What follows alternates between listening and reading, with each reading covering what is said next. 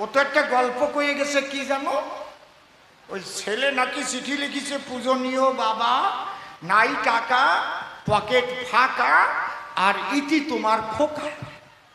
আর বাবা নাকি ওই চিঠি দেখার পরে মনে মনে চিন্তা করে, আমি আমার ছেলেটারে করলাম মানা, বড় চিঠি লিখিস না, তাই বলে একটা প্রণামও দেয় না।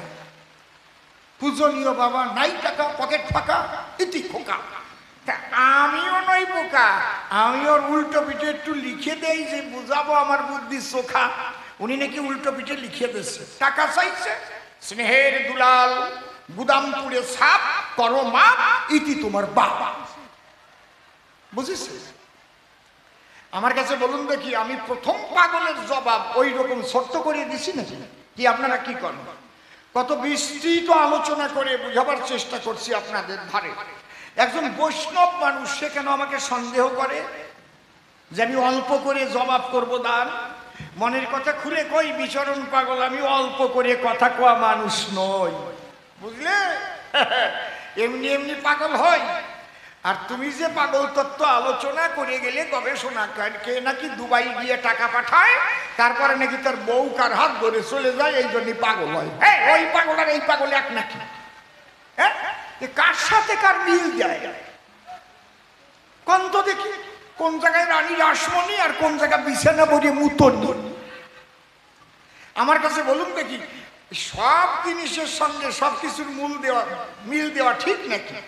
একটা ছেলে, সে যায় স্কুলে, মাস্টার মশাই ডেকে বলে, এই খোকা কি এইটা লিখে নে, পরীক্ষায় আসবে নে, ভেরি ভেরি ইম্পর্টেন্ট কোশ্চেন। কি স্যার? যারা চিবিয়ে খায় তাদের কিন্তু বাচ্চা হয়, আর যারা গিলে খায় তারা ডিম পাড়ায়। দেখিস না, হাঁস মুরগি গিলে খায়, গোল গোল ডিম পাড়ায়, বুঝিস না? বলে এটা আসবে না তো? বলে হ্যাঁ। ও যখন খাতায় লিখে বাড়ি যাচ্ছে, ওর মাথার মধ্যে বিজ্ঞান খেলিছে। ওর 80 বছরের এক বুড়ি ঠাকুরমা বাড়ি আছে, তার একটাও দাঁত নাই, সব কয়টা পড়িয়ে গেছে। ও মনে মনে চিন্তা করে, তাহলে দাঁত নাই বুড়ি, গিলে গিলে পেটে ভরে, তাহলে বুড়ি তো ডিম পাড়ে। অন্তরে আছে, ভাবো আজকে বাড়ি যাইয়ে আমি বুড়ির ডিমের মামলেট খাবো। কি কায়দা রে! অমনি খোকা তাড়াতাড়ি গিয়ে তখন নিজের বাড়ি, ওই যে ঠাকুরমা বুড়ি ডাক দিয়ে বলে, তাই বুড়ি আমার কথা লবে, আমার জন্য ডিমের ডবল ডিমের মামলেট দেবে, আজকে ডবল ডিমের মামলেট দিয়ে ভাত খেতে চাই। বুড়ি তখন ডেকে কয়, ডিম আমি পাবো কোন জায়গায়? এই কয়, ও ঠাকুরমা তোমার দাঁত আছে? কয়, ওটা আরো 20 বছর আগে সব কয়টা পড়িয়ে গেছে। কয়, এই যে তুমি বিজ্ঞানে ধরা পড়িস, তাহলে তুমি গিলে গিলে খাও? কয়, খাই তো। হ্যাঁ, তাহলে গিলে খায়, বিজ্ঞানে বলিছে যারা গিলে খায় তারা ডিম পাড়ায়, তাহলে তুমি গিলে খাও, তুমি ডিম পাড়াও, কোন হাটে পাইকারি দাও তাই কও? বুড়ি মনে করে, ভাবো না এ বাড়ি তো আর থাকা যাবে না, তাহলে আমি ভাত গিলিয়ে খাই বলে নাকি আমি ডিম পাড়াই। বুড়ি ওই নাতিটারে ধরে চলে গেছে মাস্টারের ঘরে। মাস্টার বাবু ছিল বসে বারান্দার পরে। বুড়ি বলে, মাস্টার মহাশয়, এই যে দিলাম আপনার স্কুলে, আমার নাতি ছেলে কি বলে, এ কি প্রাণে সয়? বলে, কি? ওই শোনেন, আমি বলতে পারবো না। এই খোকা কি বলেছিস? বলে, আমি বলার আগে আপনি কন। যারা গিলে খায় তাদের কি হয়? তার ডিম পাড়ায়, বুঝিস না? আমি তো বুঝি, ওই বুড়ি তো বোঝে না, তা আমি করবো কি? আমার কাজে নিয়েছে তোমার ঘরে। কি হয়েছে? হাত দিয়ে দেখেন মাস্টার মশাই, বুড়ির গালের মধ্যে যদি একটাও দাঁত খুঁজে পাওয়া যায়, বুড়ি দিন ভরিয়ে গিলে গিলে খায়, ডিম পাড়ায়, আর আমার একটা ডিমের মামলেটও দেয় না থালায়। মাস্টার করে মানা, খোকারে তুই বড় বোকারে, এই বিজ্ঞানের যুক্তি বুড়ির দাঁতের মধ্যে নিস না। এই জন্যে তোমারে করি মানা, কার বউ নাকি টাকা নিয়ে পলাইয়ে গেল, তার স্বামী পাগল হলো, ওই পাগল আর আমার হরি বলা পাগলের সঙ্গে তুমি মিলাতে এসো না। এরা সেই বেগদারি দুই বৈষ্ণব আর বৈষ্ণবী আছে।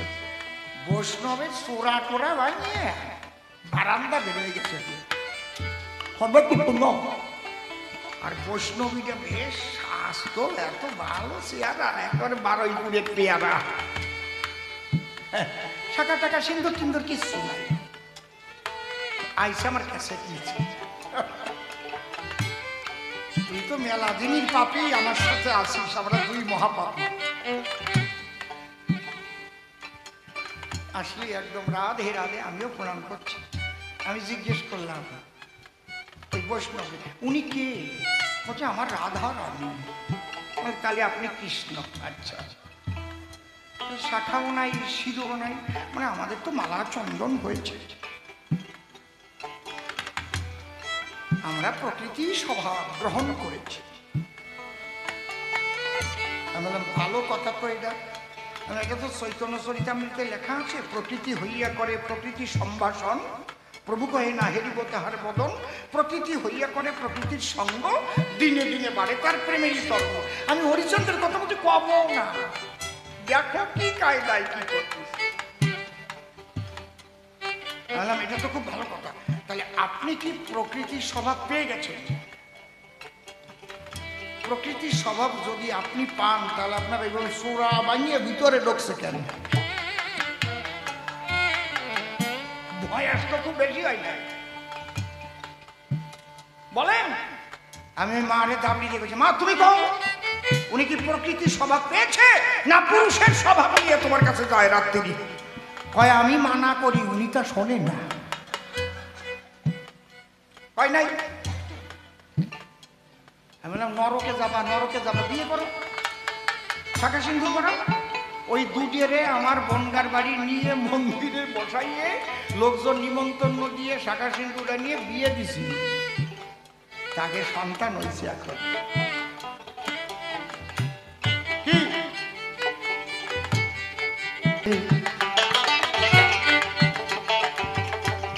আমার কানে কানে এসে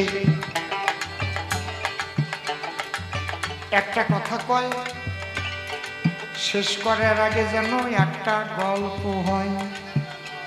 কি গাজার গল্প?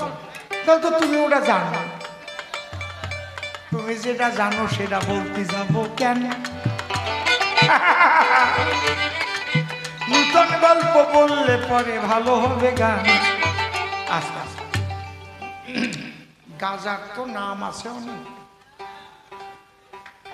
কারণ দোকানে গিয়ে কেউ বলে না যে আমারে 10 টাকার গাঁজা দেন, কয় কেউ কয় গাজার এক নাম সল্টু,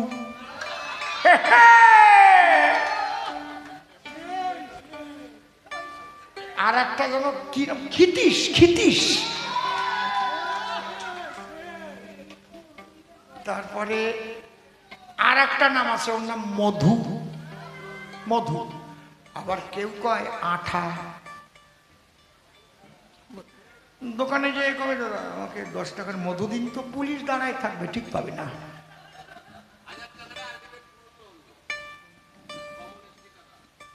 কমলেশ যাক, আমি মুখ দিয়ে বলেছিলাম আমি আর কব না যে 2000 টাকা কেউ দিবা নাকি, কিন্তু যদি কেউ দিয়ে বসে আমি নিবা নেই, কিন্তু আমি আর কব না, কারণ কমলেশ টিকাদার মহাশয় তিনি আমার মুখের সম্মান রেখেছেন, 1000 টাকা দিয়েছেন। মায়ের একবার চলে চলে উলুন ধ্বনি হরিব। এই যে 1000 টাকা নিয়ে নাও। বাবা কায়দা কত!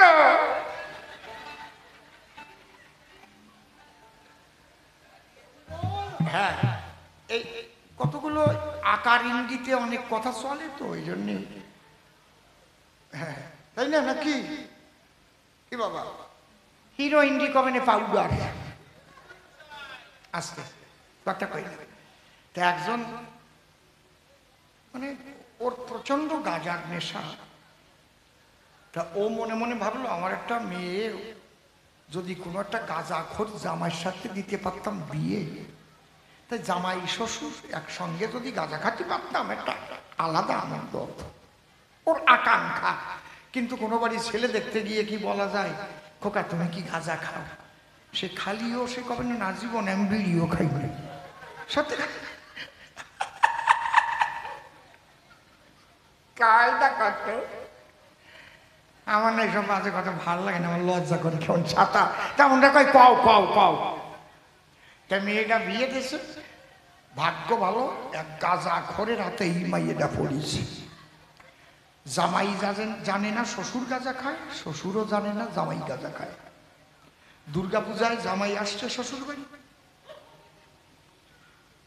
এখন শ্বশুর তো ভয়ে ভয়ে চলছে, ঠিক না পায় যে আমার শ্বশুর গাঁজা খায়।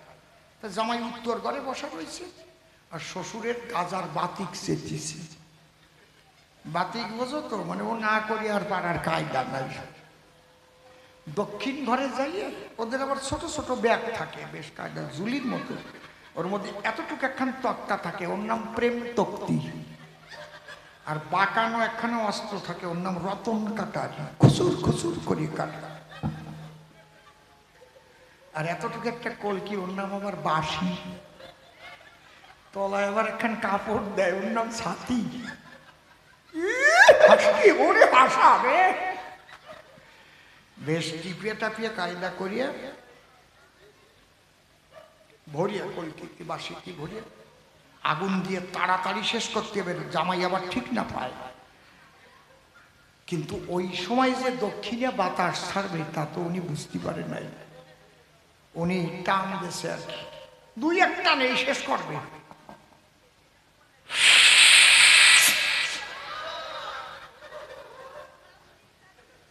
দিলাম না, ধরাইছে কলাম না, টিপিয়ে টাপিয়ে দিয়ে এইবার যখন ধুমো ছাড়িয়েছে চাক চাক হয়ে বাতাসে ভাসিয়ে যাইয়ে জামাই নাকের মধ্যে উত্তর করে যায় ঢুকেছে। আর যারা গাঁজা খায় তারা যদি গাঁজার গন্ধ পায় পাগল হয়ে যাবে। কি বাবা, সত্যি কথা না মিথ্যে কথা? কথা কও না কেন?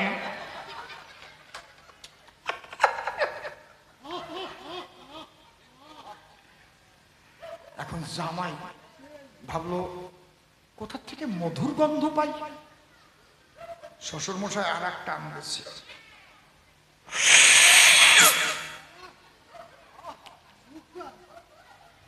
চাক চাক হয়ে যায়, জামাই নাকে ঢুকিছে। জামাই বলছে, আরে কে রে, কোথায় মধু খায়? হ্যাঁ, শ্বশুর কাঁপিয়ে উঠেছে। গাজারে যে মধু পায় তা জামাই কি করে ঠিক পায়? ঠাকুর তুমি ভাগ্যে জোঠাই দিয়েছ ঠাকুর। আর এক টান দেই,